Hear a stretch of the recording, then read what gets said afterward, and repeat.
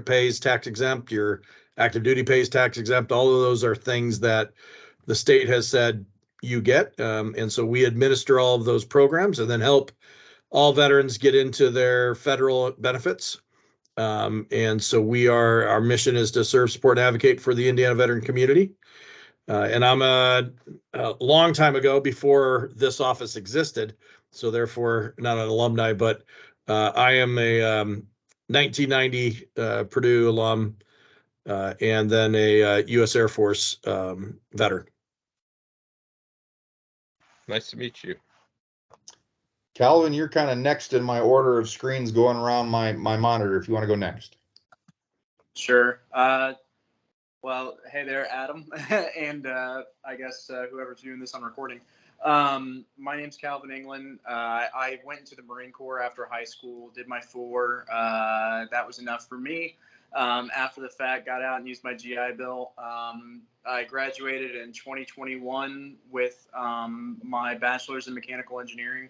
And since then, I've been floating around to different companies specializing in manufacturing in the aerospace industry. Nice. Paul, you're next on the rotation. Okay. Hey, I'm Paul. So I'm almost as old as Dennis. So I'm Dennis is the dust that fell off of Jesus's sandals, and I'm probably Jesus's sandals.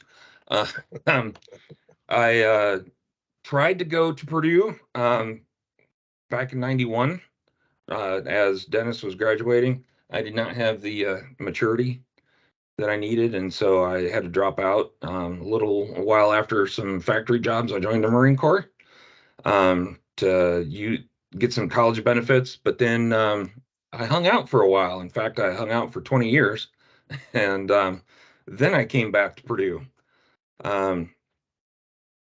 I did a little research and found natural resources being the field I was really the happiest in, and so I got a environmental and natural resource engineering degree from the School of ABE. And then I went to work for the Department of Natural Resources for Indiana, doing surface water hydraulics modeling and floodway permitting. And that's what I've been doing for about 5 years now. I kind of feel that I've hit a lot of wickets trying to get back into school. That was a lot of fun. I was kicked out of Purdue twice because when they tried to enter my information into the computer, they grabbed my paper file and I was still on academic probation 22 years later. So at the last minute, while I was getting ready to do a Diddy move and come back here to Indiana, I had to scramble to comply with the readmission program. And so while I was here with the previous director, Jamie Richards, I set up the PAVE program that was doing the transition work. And I see Rianne was shaking her head. She actually picked it up from Daniel Krause and I and tried to carry it through, but COVID kind of crushed that. And I tried to set up that PAVE network to help a lot of these things. So I was married. I was a non-traditional student. I had children. I was a veteran. Peggy Ford over there at the Span Plan said that I was kind of her poster child because I hit every wicket for a non-traditional student. And I want to help share my experiences with everybody so that we increase the knowledge for those of us that follow afterwards. Thank you. Thanks, Paul. Ryan, you're up. Thank you. Okay, so I'm Ryan Lockey. I enlisted into the Indiana National Guard in 2016, actually commissioned through Purdue in 2020 through the SMP program. So I'm still serving. After I graduated, I was activated in the Joint Operations Center for Indiana, and then I've worked there full-time ever since. I actually just got back from my deployment, and following the terminal leave from that, I'm now down here in Georgia doing my captain's career course. And also during that time, I completed my master's in applied data analytics. And then while at Purdue, yes, I was with a team lead and an advisor for the peer advisor for veteran education, which I don't know, Morgan, if the next thing that we develop still exists for that. And then did a lot of work kind of like bringing in ROTC with the student veteran organizations so that we could kind of, build on our military capacities. But yeah, so I'm actually still serving, and I hope to make it a full-time career. I really like the Guard, especially in Indiana, if you want to join. Great, thank you. Okay, so we'll kind of get started with the panel stuff. The first kind of topic that I put together for this was, looking back at your time at Purdue, what was an asset or a resource, program, opportunity that you wish you would have taken better advantage of? Something that you became aware of, you didn't have time for, didn't have the bandwidth for, but looking back at it saying, man, I really missed out on this thing. Go ahead, Paul. I missed out on scholarships and grants my first couple of years. I think that a lot of veterans think that their GI Bill will just carry them, and it doesn't 100% carry us, in my opinion. Especially with me being a full non-traditional student, I needed a little help. It actually hindered my degree choices because, like a forestry degree, you have to spend two summer semesters up in northern Michigan at one of their forest management areas to graduate. So because I needed to work during the summer initially, then I couldn't follow that degree path. But case in point, I found more time and settled down with all of my responsibilities and applied for everything for my senior year. I actually, with the GI Bill and my pension included, I made $91,000 my senior year, and about a little less than half of that was scholarships and grants that I was awarded just because I applied. There were a couple of competitives, but I just had to apply for a lot of that stuff. And I think that if I had done that my sophomore and junior year as well, that I probably would have been a lot more comfortable. Thank you. Anybody else?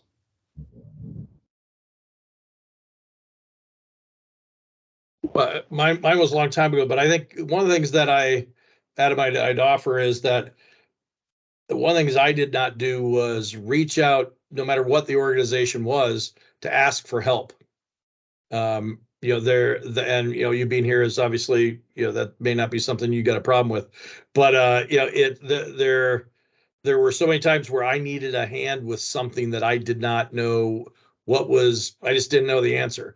And so sometimes I just went without the answer.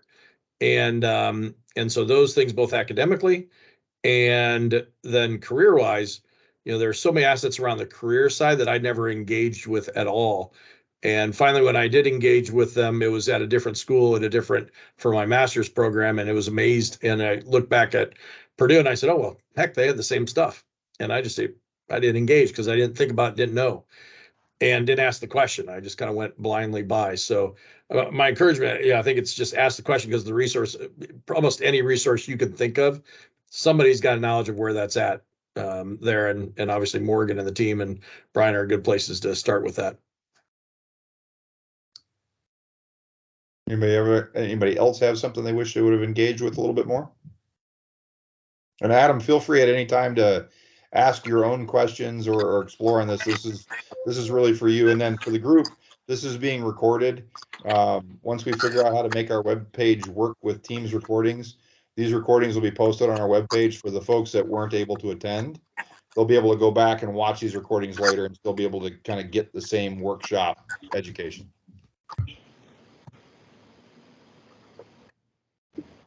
Hey, Adam, actually, I do have a question for you. What's your background? As in, like Army or something? Is that what you? Yeah. Yeah, I was Army. Okay. So did you do the 4 years and then Purdue afterwards and pursuing undergrad, graduate? Yeah, I did more than 4 years in active duty, and then got married and had a kid, and then decided to go to Purdue. Good choice. Okay. Yeah. Purdue is a great choice. Awesome. Oh yeah. Curious who we were talking to, so maybe we can kind of frame some questions or answers around that. Keep Yeah, the same I asking Adam questions. What program of study are you in, Adam? finance. Science? Okay, cool. I liked your guys' take on the scholarships. I don't think that's talked about much with us, and they're more towards non-traditional students, which there's not many of.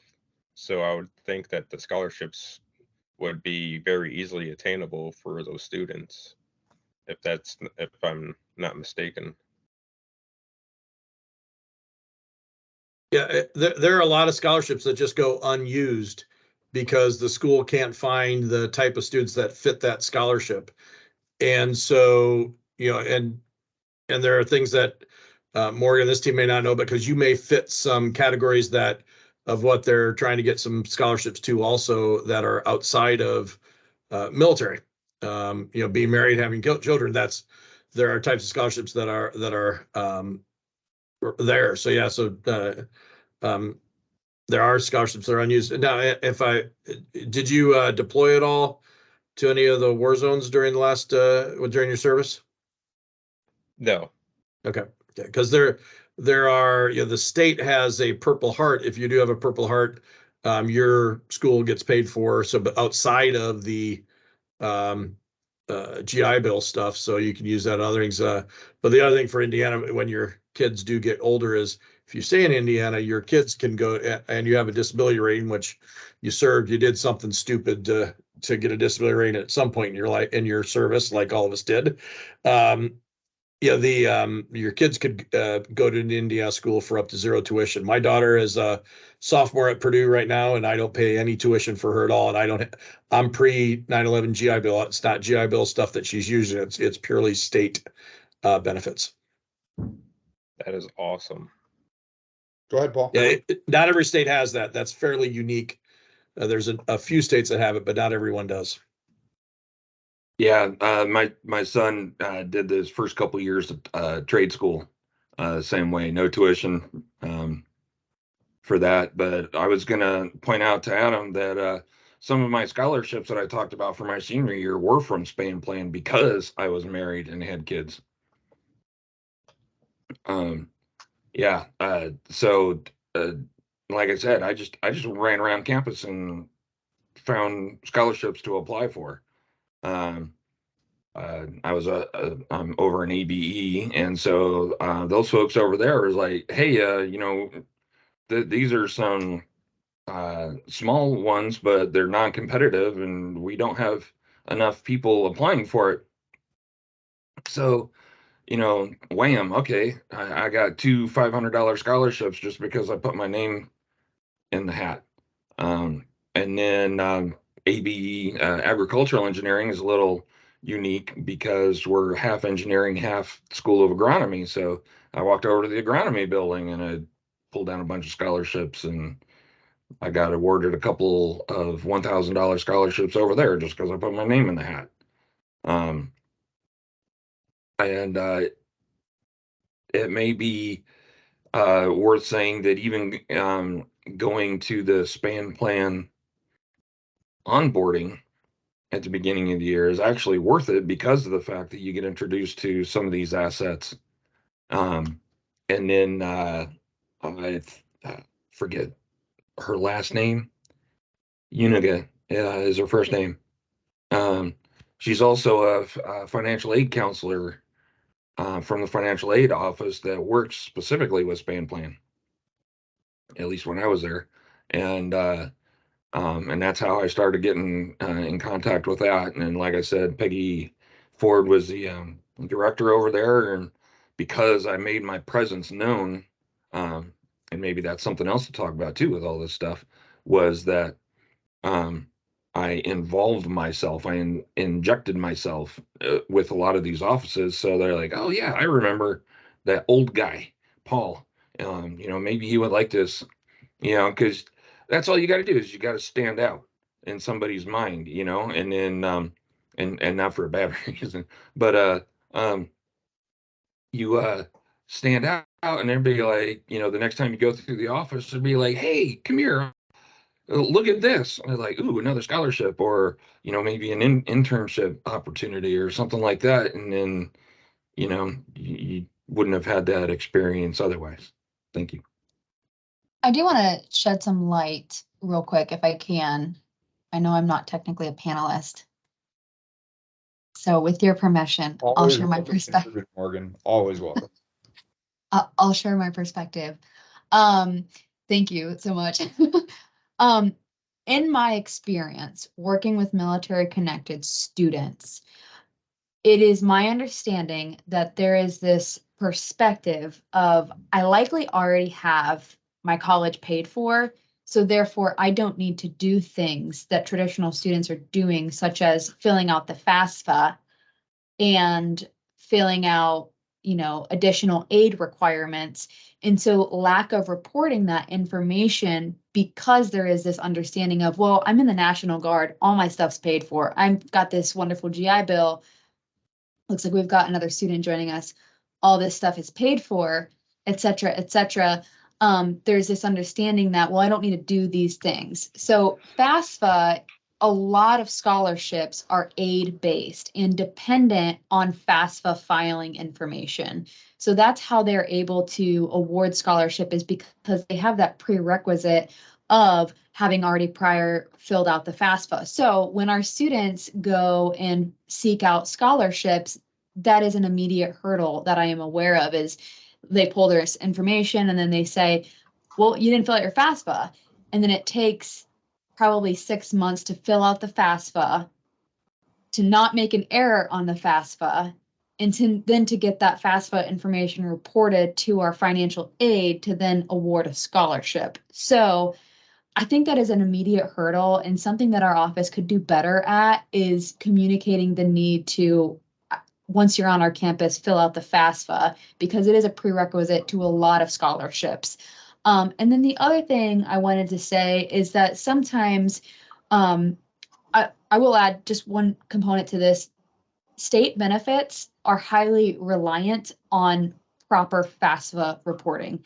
Child of a disabled veteran, the National Guard Supplemental Grant, the Purple Heart Recipient Award, all three of those are dependent on the individual student having pre-filled out that FAFSA.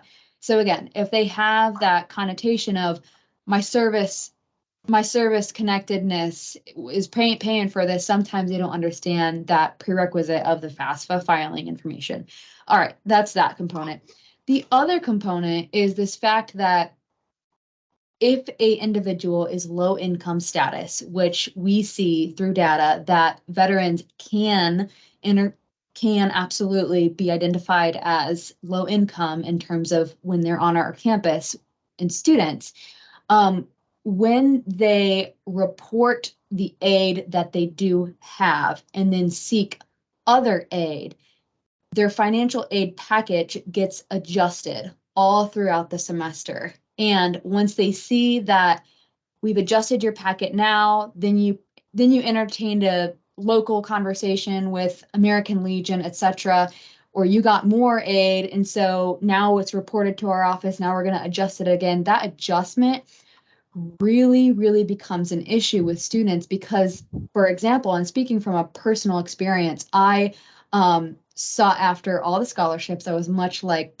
Paul, and I was like, if there's money, I want to apply for it. I am a student in need. I only get the Chapter 1606, which is nothing.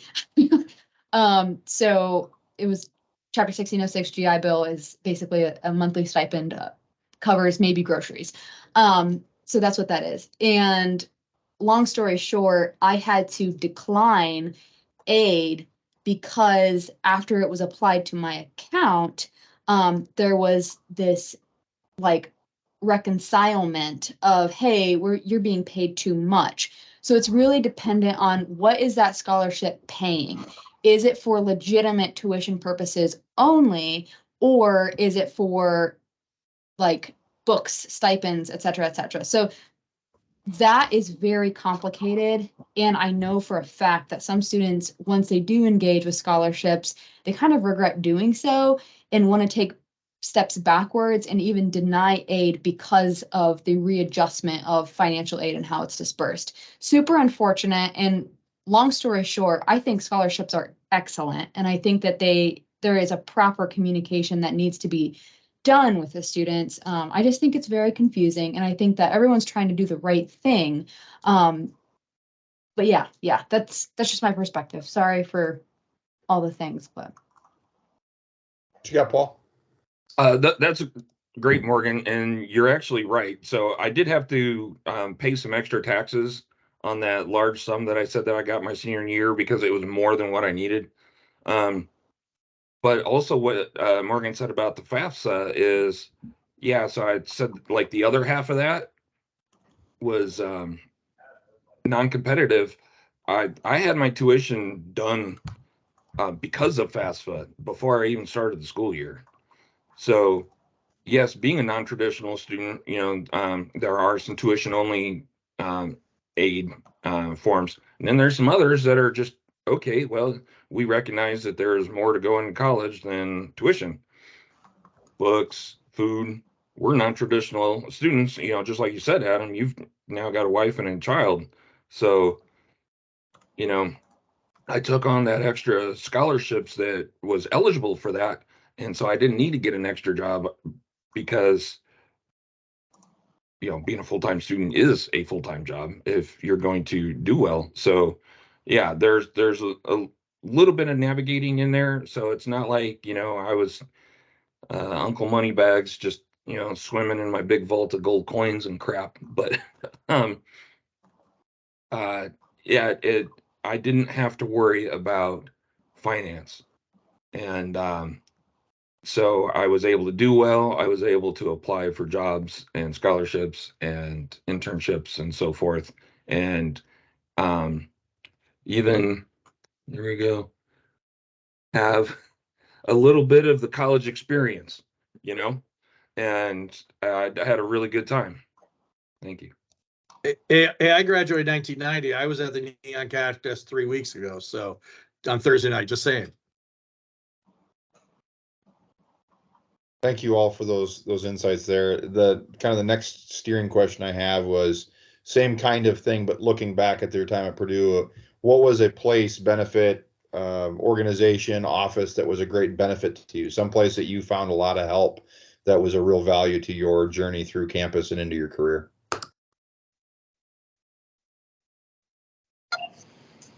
I guess I can go on this one. So specifically for people who in STEM, Zucrow Laboratories is so it's the world's largest academic propulsion laboratory. If you have any kind of interest in turbo machinery or aerospace, it really that laboratory, you should take advantage of it if you can. And as well, along the same lines, people who have industry experience, being able to talk to them and pick their mind is something that I really wish I would have utilized more. The people who end up in those who have come from industry and have industry experience, like that knowledge is invaluable. Like I would have really benefited from being able to understand how things get used in industry more than instead of just kind of going into things sort of blind as a student. I did internships, but being able to pick people's, like the experts' minds more, the professors who work there, seeing how things actually get used in industry, that would have given me a much better picture on where I could have on what my trajectory was actually going to be versus what I pictured it being. So just it kind of focused in more for maybe the the engineers, but generally speaking, I imagine that same sort of logic applies to any major, being able to find where things get applied and go to them and pick their minds.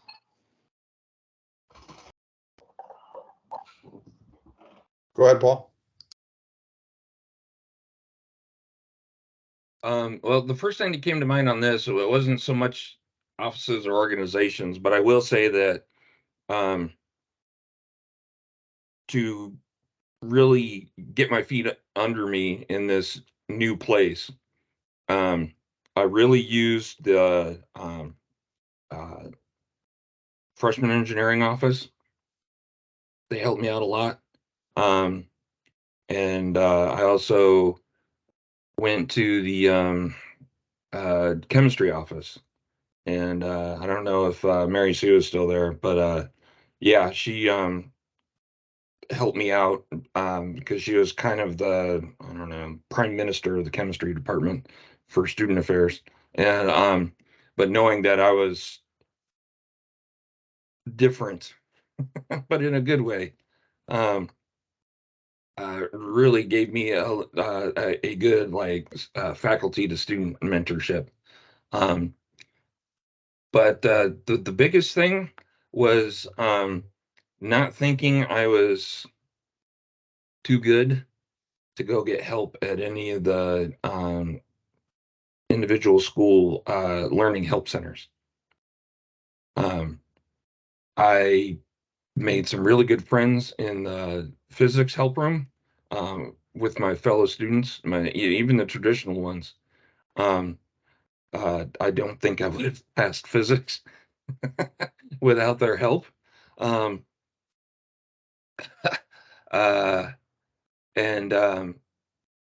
I then over to the math room as well with my TA, chemistry. My TA, I say a prayer for him every now and again because he really helped me through Chem 116. But yeah, that's kind of a segue into our next question, but it's a boot camp, your or basic training, and you get to your new unit and you got your squad leader, your sergeant or whatever, but it's kind of a professor versus student. And if you just look at it like you're all on the same squad trying to get as much information out of the professor as you possibly can to pass his ridiculous test, then that's the mindset that you go into it, go into everything. And like I said, now I work with two of my classmates. I helped get one of them hired. Come to find out, one of my other workmates was my design TA in my senior year. And then her TA was one of the other senior staff engineers. And so you're gonna benefit by making these lifelong friends, not only in school, but after school, in industry, with these traditional student classmates.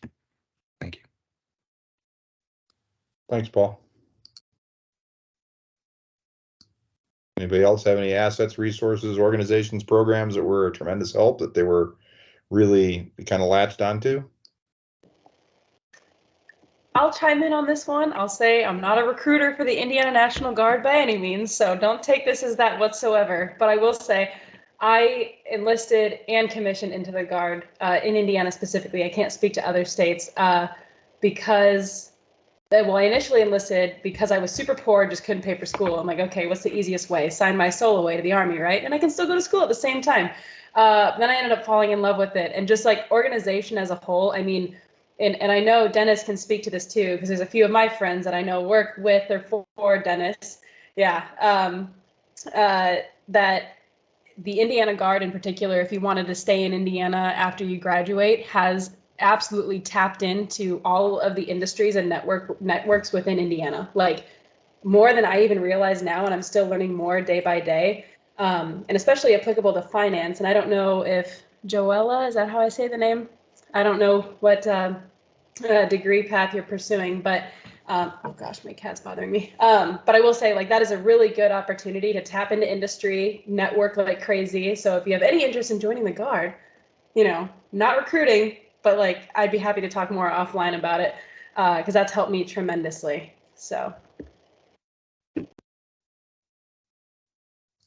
Thanks for that information. I was in the Air Force for 20 years. I work on the Purdue Global side, helping with people find jobs, like Brian's equivalent, Purdue Global side. I just wanted to attend this meeting to check out and see how everything's going and see if I can offer support to him.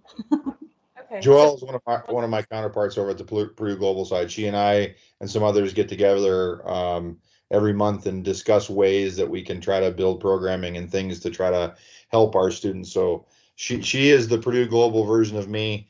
And so thank you so much, Joella, for joining us. I appreciate you being here. Okay, I'll move on to the next question then. What would be one piece of advice you would give freshman you if you could go back and talk to yourself walking onto campus for the very first time?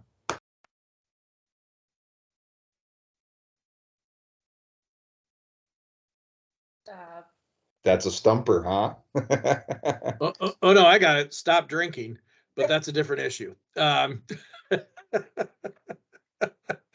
was a 5-year cadet student because, I had a little bit far too much fun as a freshman. But I think one of the things that advantage that, in Paul, I think you had it also, is that you're a bit more serious about what your studies are. You understand, Adam, the difference between, you understand the reason you're there, from a family, from a work, whereas a lot of your contemporaries are learning that. They're not in that same boat, whether they're cadets in ROTC or just a general student on campus. So you have a wholly different mindset and a wholly different experience than they do. And so the for me, that was a standard kind of freshman coming in right out of high school. It was, stop drinking was probably the right thing, conversation. But I think, the other folks who came in after their service, I think, their thoughts on things from a freshman year. Again, I still go back to the assets and the resources that are available. It's like Joella and Brian, the assets that they have and that they are aware of are, I don't have a full reconciliation of those, except I'm pretty confident they're significant, and they're able to answer questions. And if they don't know the answer, got a feeling they're able to go reach out and find out the people that can have the answer for you. The challenge is you got to ask the question. And that's where, since some other students are here, or the ones that listen, for you, as you talk with folks there, you got a whole bunch of people, not just here, but all over campus, all over there, that are ready and willing to answer questions for you, and frankly, bend over backwards to help you advance to the next day. But you got to ask the question. If you don't step up and ask a question, we don't know. It's hard to know that you're there. But all these folks are just amazing individuals trying to help. The one thing I just on some of this, and I have to jump off in a little bit, but there is an organization that's a nonprofit in Indy that's sole job is to help transitioning veterans get into employment, kind of like Joel and Brian are. Yeah, it's called INVETS, INVETS. I'm on their board, and I actually helped fund them about 7-8 years ago. And they go out to bases all over the U.S. and are there to help people get into jobs. And so they've got, Brian is exactly correct. The Guard has a great network of businesses. INVETS does also. They've got hundreds of businesses that are lined up waiting to hire veterans coming out of the military. But you don't just have to be leaving Liberty or whatever Bragg is now. And that for them to help you. You're in a position and where you're at, they want to keep, they want to keep you here in Indiana in those jobs when you graduate. And so I encourage you to just, it's INVETS com.org, which I think either one gets you there. And just let it be known that you're there looking, and they're there to help you find do the things that you need to do to find a job. And even though other assets here on this call can do similar stuff, it is not a problem to sign up for more than one thing, because you never know when that one other thing is going to have that asset that you need. So just again, feel free to ask a question. And like I said, for everybody on this call, my phone number and email address are in there. That's my cell phone number. So reach out, give me a call, and as my role in the state, pretty much if I don't know what it is, I know exactly the person to reach out, both federally and statewide, to get the answer. Morgan kind of learned this yesterday when we were talking, because she started talking with some people, and I'm like, oh yeah, we're good friends. So happy to help there. Ryan's boss's boss's boss is the 2-star somewhere there, Tim Winslow, who works for Major General Tim Winslow, let me put it that way, who works for me. So so we've got a lot of there's connectivity here, tissue here, that we can really help. So with that, I'll shut up and let you guys talk.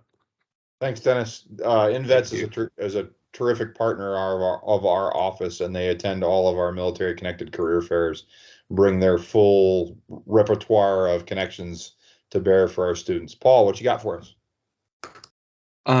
Both Ryan and Dennis said it, the networking. Attend, you're here, good for you. But other events, even that military connected job fair, get some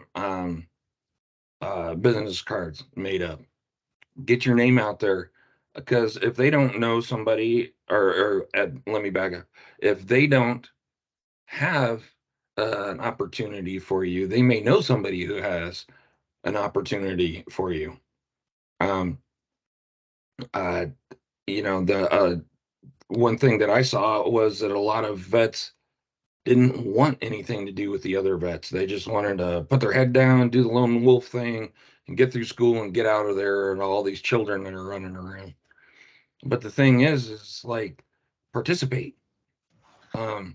I've got a standing invitation to Northern Michigan. One of the retired Marine generals from 3MIF has a ranch. I don't know.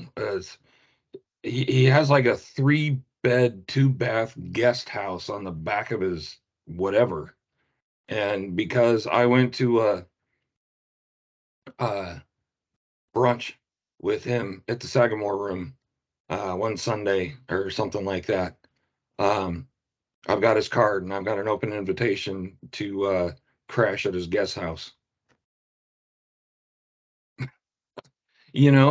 And those kind of people are connected. So you could like leave it's like, hey, I'm Adam, I'm in, I got a finance degree, or I'm working towards a finance degree. And then next thing you know, you get a call. Oh yeah, Jim said that you have a finance degree, and we've got a position opening up about May when you graduate. Are you interested? Well, crap. I just talked to the guy over brunch. Next thing you know, opportunities are opening up. So that's my extra 2 cents. Thank you. Go ahead, Joella. So yeah, I definitely agree too. The networking is super important. When I got out of the Air Force, I went and did Chapter 31, and I really had no idea what I wanted to do with my degree. So I think connecting like with Brian, making sure that you understand what the end goal is with this degree would be super helpful.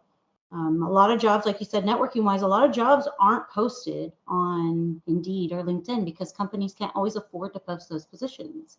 So it's important that you network, even though you're probably decompressing when you come out of the military. You really are trying to like breathe for a bit, and that's where the head down, tunnel vision gets. But networking can be so helpful because of that one reason that so many jobs are not posted. Kind of like when you're in, they say if you want to get a job federal hire wise on the, you know, other side of it on base or something, to go ahead and start connecting with those people over there. It's the same concept, but civilian. Apply it to that side of the house. I really had no idea. I got a history degree because I liked history. That's why I got my degree. You know what I'm saying? Like, I definitely would have thought that through more so. If I look back now, if I would have spoke with my career specialist or ahead of time. That's my Ryan, did you have your hand up real quick? Yeah, but go ahead. Let Adam go ahead. He has his hand up. Adam, you up?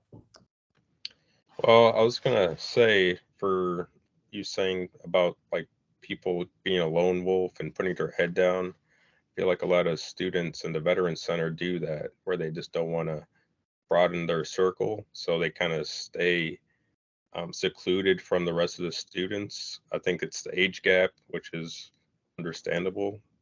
So I feel like that's a big issue with a lot of the veteran students, is they don't want to broaden their circle, not just networking, just in general.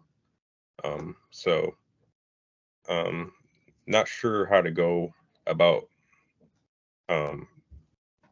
fixing that. I'll let Ryan take over. I could come back with Dan Kraus, and the All whole right. union will know we're in the vet center. But you know, I'm sitting here melting because I'm like, oh gosh, like I talked to Calvin like 2 weeks ago maybe, and I'm probably gonna go drive over to Florida to see him. I still talk to Dan Kraus and Daniel Knoll too, and Jackie, his girlfriend, I think now, maybe his fiance. Anyway, all these people, we had like a really tight group, but I will say I know what you're talking about with like the head down, because we kind of had to work towards that. And really it was like starting a group chat and like, hey, we're going to go grab some beer after class. Do you want to go? And then that's when it really blossomed. So then we'd start doing things like canoe trips or hiking. And like, I know that Daniel Knoll just went to go visit Dan Kraus in Colorado, and like, it's years later. So like, I would say just try to do it on a more casual level as opposed to like these formal like panel meeting things, and take it out of the Veteran Success Center, or is that what it's still called? I know it just got renamed. Take it out of there. Go get some beer, go get some grub, plan something, and you know what? Sometimes people might not show up, but the few that do, you guys will be so tight. Like, I don't know. I miss everyone. I'm sad that I can't see them as often as I wish I could. yeah. So Dan Kraus and I became best friends. I was the best man at his wedding, and a couple of weeks ago, he was the best man at my wedding. And I went out to Colorado, where he's at now, spent a couple of weeks out there with him. I think the biggest thing from what I saw is don't make it a mandatory fun day, because boy, that reeks of prior service, and that's just another thing that turns those individuals off towards creating a new squad and camaraderie. Morgan, what'd you have for us? Yeah, I guess I was just curious. When I was a student, it was really hard navigating time management in terms of how much time do I pour into events coming out of the Veteran and Military Success Center? How much time do I pour into the CCO? How much time do I spend on things that we now learn later on in our adult life and our professional careers that, man, I really wish I would have engaged those opportunities more. And so how do you navigate that when you were a student? I constantly struggled with that balance of coursework versus outside involvement. And so can you speak to that as to how did you navigate that? Go ahead, Dennis. So I was a traditional student, before my military service, but just kind of listen. Here's my senior year. I was in the Purdue Varsity Glee Club. I was a cadet, whatever, in the Air Force ROTC. I had a 30-hour a week job as a bartender at what was the Yacht Club in Chauncey Hill Mall, and which is owned by Harry's. And then I had, I think, 19 hours both semesters my senior year. Now, my answer to Morgan's comment is you've got to do the studies, no matter what, because that's going to take you to the next step. And then the rest of the thing, then you recognize that if you're able to do that, get as busy as possible outside of that, because those, what Ryan and Calvin and Paul were just talking about, besides the personal relationships, there will be opportunities for work, for jobs, you learn so much more from that connectivity. As someone was in my office today and asked me about a picture I had on my wall, and it was because a patch from from one of the shuttle missions. Because in the Glee Club, I met Colonel Jerry Ross, who was an astronaut going up on the shuttle mission, and he asked me to get patches, and so I can connect with Jerry, whenever I want to reach out to him, because we have a connection back from that opportunity that had nothing to do with the classes. However, you got to get through the classes first and foremost. And so I think the point is that for me, the busier I was, the better I did. The less time I had available to that, I got my master's at Wharton, and I was also a full-time ops officer of a special operations unit at the same time. And so, did really well because I was busy. And so, so I think it's, if you find yourself kind of looking for something, or wasting time at home, not doing homework, then you could be getting valuable time doing something else. Now, the challenge is you've got a family and kids, and that's the balance. There is you have that requirement, and so I put that as kind of you got to get through school, because then none of that else works. You got to take care of your family and kids, because then none of the other things work either. But then don't be busy right now. There's no other time in your life that you can be completely swamped and it be okay.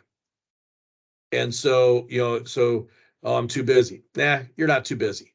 You can go do some of those things. The studies are too hard. You're not focusing enough. Focus well, but go do those, whatever floats your boat from that perspective, because those are the things that in 5-10 years, you're gonna be connecting with those people still, and it'll be professional connections also. It won't just be the fun, and which is what heck you want those also, but those professional connections will be important. I mean, I just sent Paul an email, said, hey, good to meet you, and I'm looking forward to, since we both work for the state, let's figure out how we can get together. So that, I think it's kind of be as busy as you possibly can, because other things will take up time, but got to take care of your family, and you got to take care of the classes. Paul, what's up? So one of my officers did a budgeting class when I was an NCO, financial budgeting. And basically, if you don't have a plan to spend your money, you're planning on wasting it. Now, spending it could be spending it on yourself,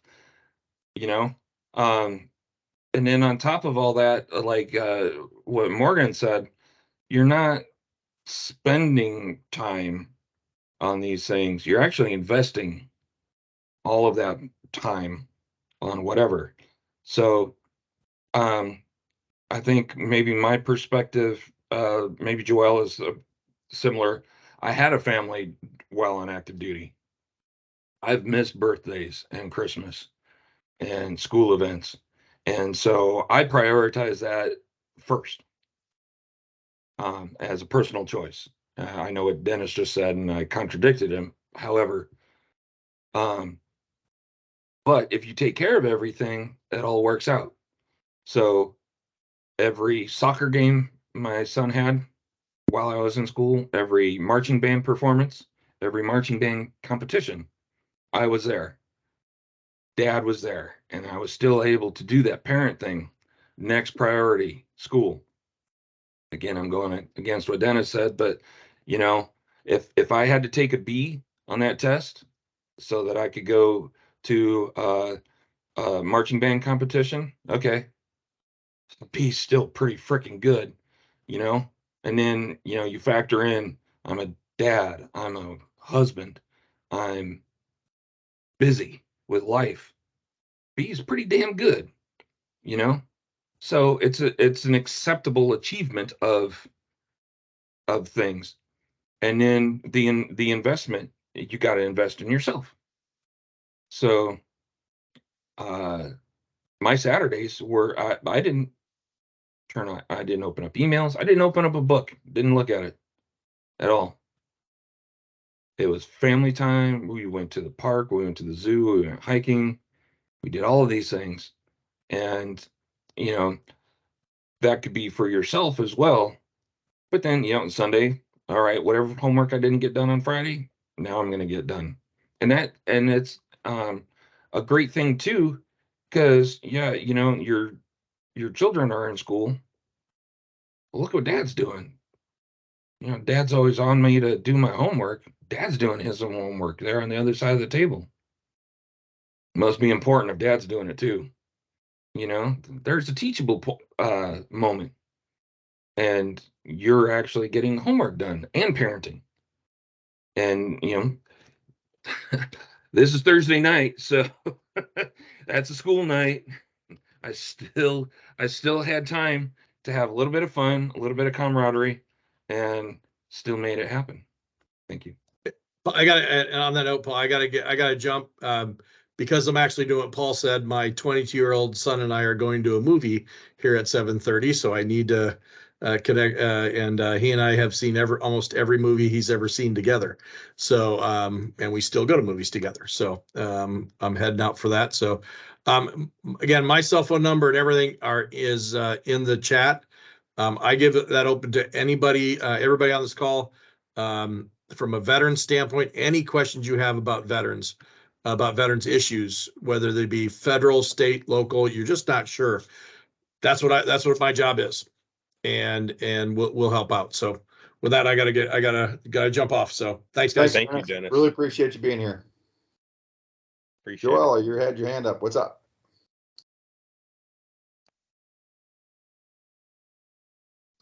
You're still muted. Oh, I clicked the button. I did at least. So coming from someone who did juggle it all, the, deployments, military life, working that, and then going to school, and then family, I definitely had to get myself down to a really good schedule, and I set a billion alarms. That's how I made it happen. I'm not going to lie. So like I'd spend, the 5 minutes I needed to spend giving my kids a bath, set a timer, make sure that I'm sitting right next to the bathtub after I scrub them, with my laptop, and I'm reading the assignment or going through the work, whatever needs to get done, so that I'm hammering it out. Any moment I had available, I would wedge in work or school. That's what I meant. Sorry.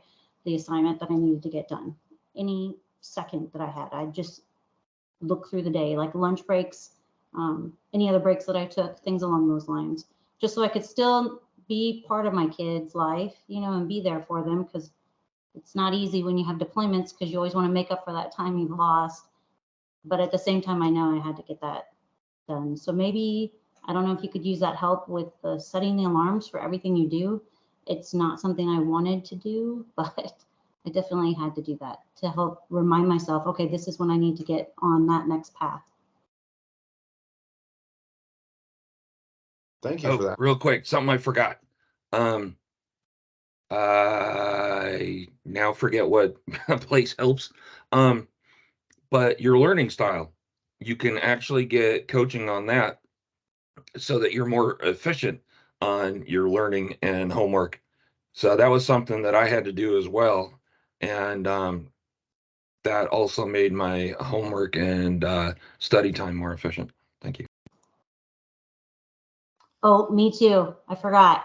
Also, connect with your professors, talk to them through your courses, because I teach part-time also, and a lot of times students won't connect with me, and I'm having to reach out to them and be like, hey, what's going on? Are you okay? Things along those lines. It's better to be the one reaching out to your professor and being like, hey, I had this happening. Can I get an extension? You know what I mean? But we get nervous to do that as a military student. I feel like maybe we're taught that we can handle everything ourselves and we shouldn't be asking for help. Maybe that's just me, but yeah, reach out. Just reach out, talk to them, be like, hey, this is what's going on with me right now. Is there any possibility I could get an extension? Yeah, that's a big thing, because when they know that you're a non-traditional student, they know it's just not a traditional student complaint. Because like I was hospitalized for kidney failure my fall semester my senior year, and I went to every single one of my professors, and they were like, okay, not a big deal. And, I showed them my hospital paperwork, the doctor's note, but I had the rest of the semester to get everything done, all 6 of my classes, and I was not penalized, grade points or anything like that for turning anything in late, as long as I showed progress and trying to catch up. Well, with that, y'all, we are at the end of our time. Want to be mindful of everybody's time this evening. Thank you so much for your time and your insights. Really appreciate you being able to communicate and lend some advice and some experience to students, both Adam on the call and the students that'll watch the video later. Thank you again so much for supporting the Veteran and Military Success Center and all that you do. Have a great evening, and hope to see you out there soon. Thank you all for your stories. Brian, Appreciate it. yeah, real quick, because we didn't get through those points, for Adam and the other students who will watch this, I'm willing to mentor and continue the conversation. I know, let's see, it's November, so yeah, in a month is dead week. So, okay, maybe not ideal, but yeah, don't wait to reach out and ask those other questions that you were waiting to ask. And we just ran out of time. Well, it's fine. This I think is going to be beneficial. I think I'm going to come back around to doing another one of these again spring semester. So if you all are willing and available, depending on dates and calendars and stuff, I may reach back out to you and invite you back, and maybe we talk about the second half of the workshop. So again, Adam, if you got to go, man, I understand you're busy and you got all kinds of requirements on you. Appreciate you being here. Again, thank you all. Thank you guys. I will probably send you all an email tomorrow, looking at the dates of when I'm trying to do the next workshop. I've got it scheduled for 24 April, as Morgan pointed out in the chat, but I don't know if I want to wait that long in the semester to do it. I may move it up in the semester a little bit just to try to get some of the stuff in front of students before the semester's already run out. Does that make sense? So anyway, with that, I'm going to end the recording here, and I'm going to cut this off. So I appreciate y'all. Have a great evening.